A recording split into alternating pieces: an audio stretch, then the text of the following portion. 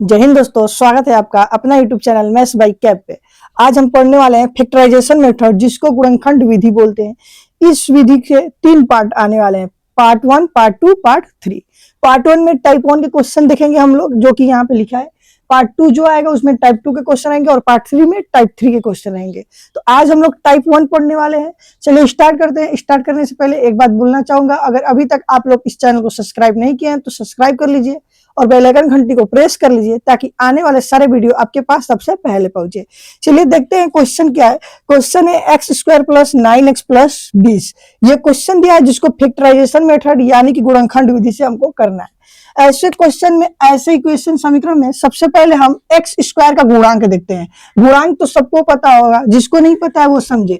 मान लीजिए यहाँ पे 5x है और यहाँ पे 6x² दिया है।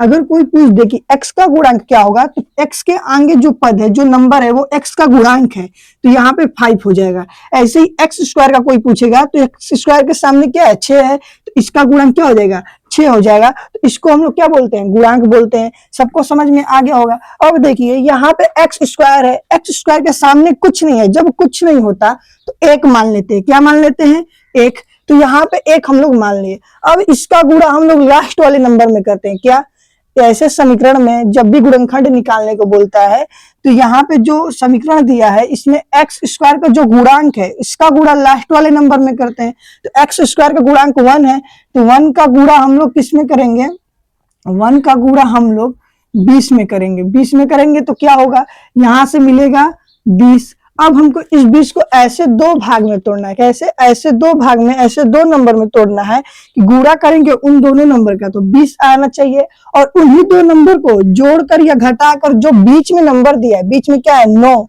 तो 9 लाना है। बस यही करना है। क्या लाना है, 9। ऐसे 2 नंबर क्या होंगे, तो ऐसे 2 नंबर कैसे पता चलेंगे, तो पहाड़ा पढ़ेंगे। जैसे कि 5 चौके 20, अगर 5 का गुणा 4 में करें तो 20 आ जाएगा, और 5 4 जोड़ेंगे तो 9 भी आ जाएगा। क्या सर, पता चल गया हमको कि अगर 5 में 4 का गुणा करें तो 20 हो जाएगा, और 5 और 4 सर हम लोग जोड़ देंगे तो 9 भी हो जाएगा। अब कुछ नहीं करना है, यहाँ पे इसको ऐसे लिखना है। अब इसका भी काम खत्म हो गया, 1 को हटा देंगे। ठीक, तो यहाँ पे लिखेंगे x² प्लस, पहला नंबर मिला था प्लस का 5, तो यहाँ पे 5 हो जाएगा और x लगा देंगे। ठीक, दूसरा नंबर है प्लस का 4, तो यहाँ पे प्लस का 4 लिखेंगे, x लगा देंगे, और लास्ट में क्या बचा हमारा, प्लस का 20। ये इतना हो गया। ठीक, इतना होने के बाद अब इसको हम लोग हटाएंगे। अब देखिए क्या करेंगे, यहाँ पे इन दोनों को या x² को सबसे पहले तोड़ देते हैं। x² को क्या लिखेंगे, x गुणे x लिख सकते हैं, बीच में प्लस है, प्लस 5x को हम लोग लिख सकते हैं 5 गुणे x। ठीक, बीच में प्लस है तो प्लस। 4x को लिख सकते हैं हम लोग 4 गुणे x, बीच में प्लस है तो प्लस, और 20 को लिख सकते हैं 5 गुणे 4। इतना सबको समझ में आया। अब देखिए इन दोनों में कॉमन, इन दोनों में कॉमन हमको बताना है क्या क्या है। तो देखिए इसमें भी x है, इसमें भी x है, यानी एक x कॉमन है, तो इसको बाहर निकाल देंगे। एक x बाहर निकालेंगे। ठीक, यहां से x बाहर निकालेंगे तो सिर्फ x बचेगा, तो यहां से x हो जाएगा। बीच में प्लस है तो प्लस, यहां से x बाहर निकाले तो यहाँ पे क्या बचेगा, 5, तो यहाँ पे क्या हो जाएगा, 5। ठीक, अब देखिए बीच में प्लस है तो यहाँ पे हम लोग प्लस लगा देंगे। इन दोनों में कॉमन किया है, यहाँ पे 4 है, यहाँ पे भी 4 है, दोनों में 4 4 दिख रहा है, यानी 4 क्या हो जाएगा, कॉमन। और कुछ दिख रहा है कॉमन नहीं, इसमें x, इसमें 5 है, और कुछ कॉमन नहीं है, तो कोष्टक लगा देंगे। अब यहाँ से 4 कॉमन लिए तो यहाँ पे x बचेगा, तो x ऐसे ही लिख देंगे। बीच में प्लस है तो प्लस। ठीक, यहां से 4 बाहर निकाले तो यहाँ पे क्या बचेगा, 5, तो यहाँ पे हम लोग 5 लिख दिए। अब देखिए ये और ये दोनों अगर बराबर आए तो समझ जाइए आपका क्या गुणनखंड सही है।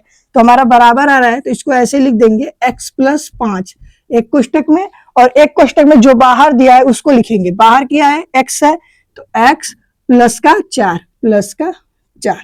ये हो जाएगा इस क्वेश्चन का, इस समीकरण का गुणनखंड। ऐसे निकालते हैं गुणनखंड विधि से, ऐसे क्वेश्चन को हल करते हैं। ध्यान से देख लीजिए, कहीं भी डाउट हो पूछिए कमेंट में, दोबारा मैं बताऊंगा इस क्वेश्चन को। ठीक, तो अच्छे से देख लीजिए, आपको समझ में आया होगा। बहुत ही सिंपल है, बहुत ही आसान है ये क्वेश्चन। ठीक, क्वेश्चन नंबर सेकेंड देखते हैं। क्वेश्चन नंबर सेकेंड में क्या है, इसमें माइनस माइनस है। पहले वाले में दोनों जगह प्लस था, अब क्या है, माइनस। तो माइनस वाले कैसे करेंगे सर, सबसे पहले क्या करते हैं गुणनखंड विधि में, एक्स स्क्वायर का गुणांक देखते हैं। इसमें एक्स स्क्वायर का गुणांक क्या है? एक। एक का गुणा लास्ट वाले नंबर में करेंगे। लास्ट वाला नंबर क्या है?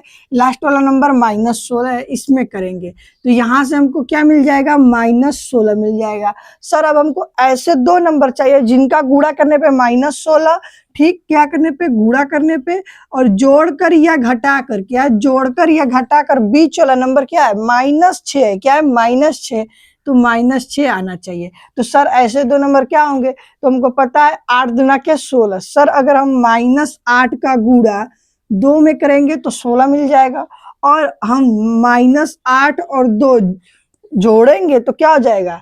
सर -6 मिल जाएगा। तो यहाँ पे हो जाएगा। तो अब यहाँ पे क्या करेंगे? इसको हटाएंगे, इसको ऐसे लिखेंगे एक्स स्क्वायर, ठीक। पहला नंबर -8 था तो -8x, दूसरा नंबर क्या है? प्लस का 2 है तो प्लस का 2x, यहाँ पे क्या है? -16। इतना सबको समझ में आया? अब इसका काम नहीं है हमको। सर अब देखिए एक्स स्क्वायर को लिख सकते हैं क्या? x गुणे x, माइनस है तो माइनस।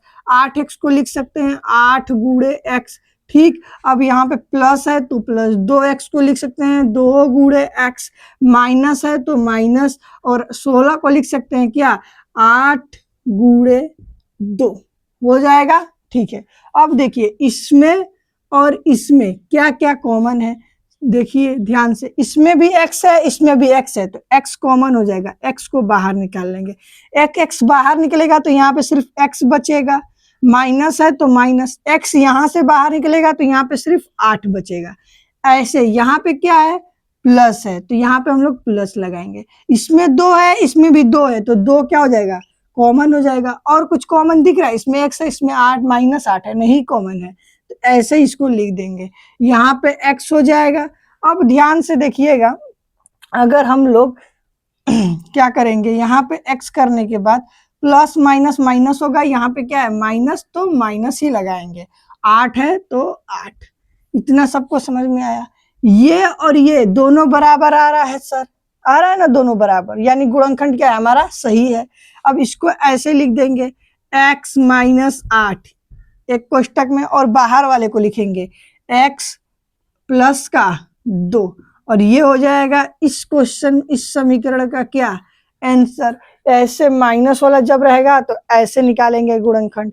आप लोग देख लीजिए, कहीं भी डाउट हो, नहीं समझ में आए, कमेंट में पूछिए, दोबारा मैं इस क्वेश्चन को बताऊंगा आपको, ठीक है। तो ये चलिए, ये जो 2 क्वेश्चन कराऊं ये टाइप 1 में आता है। अब हम लोग जो अगले टाइप 2 जो पार्ट 2 आएगा उसमें टाइप 2 के क्वेश्चन देखेंगे, ठीक। तो चलिए मिलते हैं अब टाइप 2 यानी पार्ट 2 में।